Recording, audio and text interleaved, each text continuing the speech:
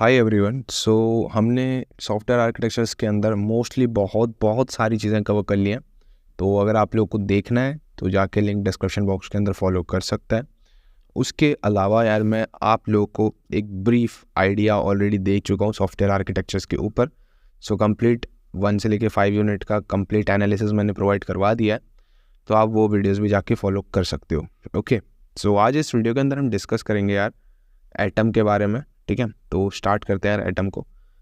Atom which is पूरा जो नाम है इसका वो क्या है भैया, architecture trade off analysis method. ठीक है, ये बहुत ज़्यादा इंपॉर्टेंट चीज़ें हैं। इससे पहले हमने क्या डिस्कस किया था, sebum which is cost benefit analysis method. ठीक है, ये दोनों की दोनों चीज़ें बहुत ज़्यादा फेमस हैं। आपके पेपर के अंदर हर साल पूछा जा रहा है ये सवाल। ओके, एटम हो या सिबम हो which is cost benefit analysis method, या फिर आपका एटम हो architecture trade off analysis method, ये दोनों की दोनों चीज़ें आपको पढ़नी है। एटम हमने देखो सिबम पढ़ा था, सिबम के अंदर हमने पूरा डिटेलिंग में देख लिया। अब हम पढ़ने वाले हैं एटम। तो एटम के अंदर जो मेजरली काम होने वाला है ना, वो क्या होने वाला है, सबसे पहले यार सारे रिक्वायरमेंट्स होंगी।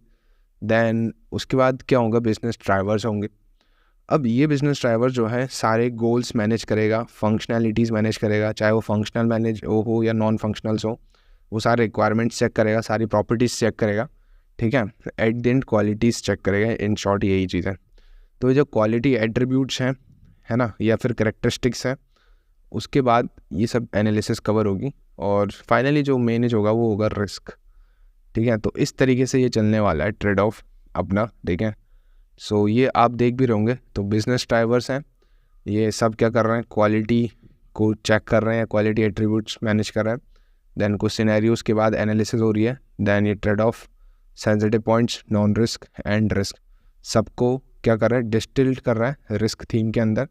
और ये जा रहा है, इम्पैक्ट हो रहा है सॉफ्टवेयर आर्किटेक्चर में, आर्किटेक्चर अप्रोचेस में एंड आर्किटेक्चर डिसीजंस में। तो ये कुछ इस तरीके से फॉलो हो रहा है डायग्राम। एंड ये डायग्राम बहुत ज़्यादा इंपॉर्टेंट है यार, है ना, आपको पता होना चाहिए इसके बारे में। तो अगर आपसे एटम पूछ रहा है तो आप ये डायग्राम बताएंगे। तो एटम के अंदर आपको सबसे पहले रिक्वायरमेंट्स जाना है, देन बिजनेस ड्राइवर्स के पास जाना है। बिजनेस ड्राइवर्स के अंदर सब फंक्शनलिटी डिफाइन होंगी, गोल्स होंगे। एंड उसके बाद क्वालिटी एट्रीब्यूट्स में जाके आपको सारे सिनेरियोस डिफाइन करने हैं, सारी एनालिसिस लगानी है, trade off sensitive points, non risk and risk को मैनेज करना है, और डिस्टिल्ड इनटू रिस्क थीम हो गए। ओके, बात समझ में आ रही है। तो एक शॉर्ट ओवरव्यू डायग्राम यही है। अब ये जो मॉडल है या फिर जो ये मेथड है ना, architecture trade off analysis method, ये आपकी किसके ऊपर डिपेंड करती है, एक तो क्वालिटी एट्रीब्यूट्स के ऊपर डिपेंड करती है ना, दूसरी रिस्क के ऊपर। ठीक है, इसके बारे में अपन आप समझते हैं, डेफिनेशन वाइज और भी ज़्यादा क्लियर होता जाएगा। The primary goal of atom which is architecture trade off analysis method is to identify the best architecture solution that align with the project's goal and the requirements। Simple सी चीज़ है। तो ये इसका प्राइमरी गोल हो गया कि जो भी प्रोजेक्ट्स की रिक्वायरमेंट है, ठीक है, उसके बारे में क्या होगा, एक कंप्लीट अंडरस्टैंडिंग होगी। अब ये जो मैंने आपको बतलाया ना कि यार बिजनेस ड्राइवर्स होंगे, ठीक है, उसके अंदर फंक्शनलिटीज़ होंगी, गोल्स होंगे, नॉन फंक्शनल रिक्वायरमेंट्स होंगे, सारी प्रॉपर्टीज़ होंगी। देन वो सब जा रहा है क्वालिटी एट्रीब्यूट्स क्या कर रहा है, सारी कैरेक्टरिस्टिक्स फाइंड कर रहा है। तो यहाँ पर डिफरेंट नंबर ऑफ अप्रोचेस होती हैं, और हर अप्रोच में क्या लगता है, ट्रेड एनालिसिस लगती है। ठीक है, ओके, ट्रेड ऑफ एनालिसिस लगती है। उस हिसाब से रिस्क मैनेज किया जाता है। हर एक अप्रोच का अलग अलग रहता है। उसमें से जो बेस्ट अप्रोच होगी उसको अपन पिक कर लेते हैं। तो इस तरीके से डिज़ाइन हो रखा है एटम का। बाकी आप लोग और डेफिनेशन वाइज मैं आपको अभी समझाऊंगा तो और क्लियर होता चले जाएगा। ओके, इसमें ऐसे ही यार अब मैं क्या बता सकता हूँ आपको, सिंपल वे में यही है कि जो CBM which is cost benefit analysis method हो गया, और जो एटम है which is architecture trade off analysis method, ये दोनों की दोनों बहुत ज़्यादा फेमस है ना। CBM के अंदर क्या होगा, पहले कॉस्ट देखी जाएगी, देन उनमें से बेनिफिट निकाला जाएगा। ठीक है, तो बेनिफिट अपना ज़्यादा होना चाहिए। इन शॉर्ट ये है कॉस्ट बेनिफिट के अंदर, पहले कॉस्ट लगेगी, देन बेनिफिट कितना आ रहा है ना, उस सॉफ्टवेयर से। तो ऑब्वियसली बात है बेनिफिट ज़्यादा होना चाहिए। तो इस तरीके से CBM होता है। और बाकी एटम तो मैंने आपको थोड़ा बहुत आइडिया भी दे दिया। अभी इसके बारे में जो बेसिक डेफिनेशन है वो देख लेते हैं। तो एटम जो है architecture trade off analysis method है, is a structure technique for evaluating the trade offs inherit in a different architecture decisions. Okay, simple है। This method is a method use to evaluate the quality. मैंने आपको पहले बता दिया था quality और risk के ऊपर इसका खेल है पूरा। So quality attribute such as performance, availability and security of the software architecture. ATAM is use to migrate risk, मैंने बता रखा था रिस्क के ऊपर है, क्वालिटी के ऊपर इसका management total in the software architecture in the early stage of HDL, है ना, HDLC. It is commonly used in the field of software architecture to assess and compare the benefits and the drawback of various architectural options. तो मैंने आपको बताया था different numbers of क्या होंगे यहाँ पे आपके अप्रोचेज होंगी, उसमें से जो बेस्ट अप्रोच होगी जिसके अंदर रिस्क अच्छा खासा मैनेज हो रखा होगा, सो वो अपन अप्रोच यूज़ करने वाले हैं। तो ये वही चीज़ है। ओके, तो हमने बेसिक डेफिनेशन देख ली, अब इसके कुछ की कंपोनेंट्स देख लेते हैं, या फिर इस मेथड के कुछ की कंपोनेंट देख लेते हैं। So architecture trade of method की अगर की कंपोनेंट्स की बात करी जाए तो यहाँ पे स्टैक होल्डर्स कौन कर है, तो सभी स्टैक होल्डर से डिस्कस किया जाएगा, ठीक है। ATAM starts by identifying and understanding the con of various stakeholders involve in और affected by the software system. तो वही मैंने बात करी कि सारे स्टैक होल्डर से क्या किया जाएगा, डिस्कस किया जाएगा, ठीक है। और उन सभी से क्या किया जाएगा कि भाई जो भी सॉफ्टवेयर में चेंजेस होने हैं वो सब किए जाएंगे। These concerns could include performance, scalability, reliability, maintainability and other quality attributes. Simple से टर्म्स हैं, तो ये सब किसके अंदर आप लिखोगे, स्टैक होल्डर के अंदर लिखोगे। क्वालिटी एट्रीब्यूट सिनेरियोज, है ना, एट द एंड बात उसी पे हो रही है, क्वालिटी पे हो रही है और रिस्क के ऊपर हो रही है, तो ये तो इंपॉर्टेंट ही पॉइंट हो जाएंगे। सो क्वालिटी एट्रीब्यूट सिनेरियोज की बात करें तो scenarios are created to illustrate how the architecture will perform with respect to each identified quality attribute. These scenario help in evaluating how well the architecture satisfy the stakeholder concerns. So जिस तरीके से आपके मतलब जो भी client है software बनाना चाह रहा है, सो उसके हिसाब से यार जितना भी उसने बोल रखा ना कि यार इस तरीके से रिस्क मैनेज होना चाहिए, इतना कुछ लगना चाहिए, इसकी क्वालिटी ऐसी होनी चाहिए, सो उस हिसाब से डिज़ाइनिंग होने वाली है इस सॉफ्टवेयर के अंदर, ठीक है। तो ये मेथड या ये जो चीज़ है ATAM analysis architecture trade off analysis method उसी पे वर्क कर रहा है।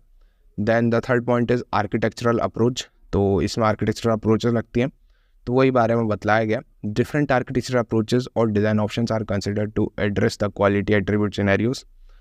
सो मैंने बताया था लास्ट में आप अप्रोच वन मतलब मल्टीपल अप्रोचेस होंगी 1 2 3 4, उसमें से जो बेस्ट अप्रोच होगी उसी को अपन पिक करेंगे, जिसके अंदर जो ट्रेड ऑफ रिस्क जो होगा, समझ रहे हो ना, रिस्क कम से कम होगा, तो वो बेस्ट अप्रोच हो जाएगी। तो वही चीज़ है। तो डिफरेंट आर्किटेक्चर अप्रोचेस और design options are considered to address the quality attribute scenarios. These approaches में involve different architecture styles, patterns और द टेक्नोलॉजीज। क्लियर है बात। तो मैंने आपको पहले बतला दिया था यार कि स्टार्टिंग कहाँ से हो रही है कि यार एटम में आपके सबसे पहले रिक्वायरमेंट्स होंगी, देन बिजनेस ड्राइवर्स होंगे जिसके अंदर फंक्शनलिटीज़ होंगी, गोल्स होंगे, नॉन फंक्शनलिटीज़ होंगी और बाकी functional requirement, non functional requirements होंगे, ठीक है। तो वो सब क्वालिटी एट्रीब्यूट्स मतलब मैनेज करेगा। दैन उसके अंदर कैरेक्टरिस्टिक्स होंगी और वो सब क्या होगा भाई, उसके बाद मल्टीपल अप्रोचेस में ब्रेक डाउन्स होंगे, उनमें से जो बेस्ट अप्रोच होगी जिसके अंदर रिस्क सबसे कम हो रहा होगा तो वो अप्रोच यूज़ की जाएगी। तो वो सब इसी के अंदर लिखा गया आर्किटेक्चरल अप्रोच, ठीक है। देन ट्रेड ऑफ एनालिसिस क्या सीन है भाई ये, the trade off analysis involves assessing the impact of each architecture approaches on the various quality attributes and the stakeholder concerns. So जितने भी मतलब ये पूरा एनालिसिस किया जाएगा किसकी हेल्प से, जो भी अपन ने स्टैक होल्डर से सारे डिस्कशन किए हैं और जो भी क्वालिटी एट्रीब्यूट्स हैं उन सभी के अकॉर्डिंग।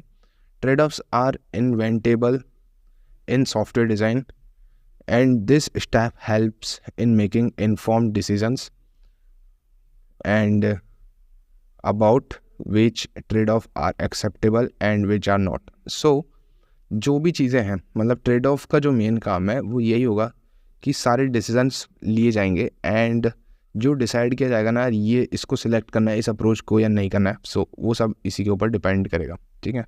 सो इस तरीके से यार ट्रेड ऑफ एनालिसिस की जाती है। ओके, मतलब जो भी स्टैक होल्डर्स हैं, ठीक है, उनके अकॉर्डिंग सॉफ्टवेयर की क्वालिटी या फिर क्वालिटी अप्रोचेस को मैनेज किया जाएगा, है ना, और उसके बाद मिलके क्या किया जाएगा, सारे डिसीजंस लिए जाएंगे और उसके बाद देखा जाएगा कि यार ये एक्सेप्टेबल है या नहीं है। ओके, तो इस तरीके से ट्रेड ऑफ एनालिसिस की जाती है। देन सेंसिटिव पॉइंट्स की बात करें तो identifying sensitive points help to determine which elements of the architecture are critical, very very very important, ठीक है। अपन सेंसिटिविटी पॉइंट्स को क्यों देखते हैं, तो सेंसिटिविटी पॉइंट्स को देखना भी इम्पॉर्टेंट है यार, क्योंकि कई बार क्या होता है कि कुछ पॉइंट्स जो होते हैं वो बहुत ज़्यादा क्रिटिकल होता है। So to achieving certain quality attributes, अगर अपन उसको मैनेज नहीं करेंगे तो अपनी प्रोडक्ट की क्वालिटी डिक्रीज हो जाएगी।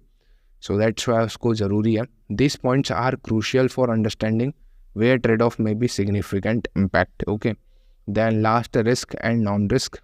सो risk associated with each architecture approaches are identify and non-risk are aspects that are already well understood or have a minimal impact. So कहाँ पे रिस्क है कहाँ पे नहीं है, तो ये आइडेंटिफाई भी बहुत ज़्यादा ज़रूरी है, क्योंकि यार ये जो आपको लास्ट में दिख रहा है ना, ट्रेड ऑफ बतला दिया, सेंसिटिविटी पॉइंट्स बतला दिए, तो रिस्क और नॉन रिस्क के बारे में भी आइडिया होना चाहिए, अदरवाइज दिक्कत हो सकती है। ठीक है, तो नॉन रिस्क वाले में तो कोई प्रॉब्लम है भी नहीं। ठीक है, बाकी रिस्क होगा तो उसको यार आइडेंटिफाई करके सही करना पड़ेगा। सो इस तरीके से पूरा खेल चलने वाला है। ये एटम इसी तरीके से वर्क करता है। ठीक है, तो आई होप कि आपको ये कंप्लीट एटम के बारे में अच्छे तरीके से समझ में आ गया। इसके अंदर मैं फिर से बता देता हूँ कि आपको डायग्राम कुछ इस प्रकार बनाना है कि जो एटम है वो रिक्वायरमेंट्स फॉलो करेगा, देन बिजनेस ड्राइवर्स के आप है ना फंक्शनलिटीज़, गोल्स, ये सारी चीज़ें देखोगे, प्रॉपर्टीज़ वगैरह। एट देन क्वालिटी एट्रीब्यूट्स के अंदर आपको कैरेक्टरिस्टिक्स वगैरह देखने को मिल सकती हैं, और उसके अंदर आप मल्टीपल जो सिनेरियोज को फॉलो करके एनालिसिस करोगे तो बहुत सारी अप्रोचेस आपको मिलेंगी। ठीक है, सो अप्रोचेस के ये कुछ पॉइंट्स थे उसके हिसाब से। उसके बाद यहाँ पे आप ट्रेड ऑफ देखोगे, सेंसिटिविटी पॉइंट्स देखोगे, रिस्क नॉन रिस्क को सबको मैनेज करोगे, और एट द एंड सभी को डिस्टिल करके रिस्क थीम में मैनेज कर लोगे। सो ये कंप्लीट एटम है भाई, है ना। एटम का पूरा नाम है architecture trade off analysis method. Complete analysis करने के बाद सारी चीज़ें जो रिस्क है उसको मैनेज किया जाएगा, क्वालिटी है उसको अच्छी तरीके से इम्प्रूव की जाएगी। तो ये इस मेथड का मेन यूज़ है, इस मेथड की मेन फंक्शनैलिटी है। ओके, सो मैं होप कर रहा हूँ कि आपको एटम सही तरीके से समझ में आ गया होगा। एंड जो इम्पोर्टेंट है वो डायग्राम है, अगर आप ये डायग्राम को अच्छी तरीके से लिख के समझा दोगे ना, सो वही आपके मार्क्स बन जाएंगे। बाकी इसके जो की कंपोनेंट्स हैं वो मैंने एक एक करके आपको समझा दिए हैं। ट्रेड ऑफ हो गया, सेंसिटिविटी पॉइंट्स हो गए, रिस्क हो गया, नॉन रिस्क हो गया। उसके अलावा बाकी आप लोग खुद देख रहे हो, स्टैक होल्डर कॉन्कन्स हो गया एंड क्वालिटी एट्रीब्यूट सिनेरियोज हो गए। ठीक है, सो मैं होप कर रहा हूँ कि ये वीडियो भी समझ में आ गई होगी। सो मिलते हैं नेक्स्ट वीडियो के साथ यार।